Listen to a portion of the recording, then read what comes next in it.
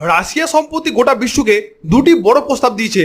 একটি হচ্ছে ভারতের জন্য, আর একটি হচ্ছে ইলন মাস্ককে, যেটা আমেরিকাকে একটি বড় বিপদে ফেলতে পারে। সম্প্রতি রাশিয়া ভারতকে 5th জেনারেশন ফাইটার জেট অর্থাৎ SU-57 অফার করেছে এবং বলেছে যে তারা এই জেটের সোর্স কোড দেবে। রাশিয়া যদি ভারতকে এই সোর্স কোড প্রোভাইড করে তাহলে ভারত এই জেটের সফটওয়্যার পরিবর্তন করে নিজেদের অস্ত্র ব্যবহার করতে পারবে, যেমন ব্রহ্মোস মিসাইল। অন্যদিকে আমরা দেখছি যে চীন পাকিস্তানকে 40টি J-35 ফাইটার জেট দিচ্ছে, যেটা ভারতের নিরাপত্তার জন্য একটা উদ্বেগের কারণ। রাশিয়া একই সঙ্গে ইলন মাস্ককে রাজনৈতিক আশ্রয় দিতে চেয়েছে, যেহেতু ইলন মাস্ক ট্রাম্পের বিরুদ্ধে একটি বড়সড় তথ্য প্রকাশ করতে চাইছে।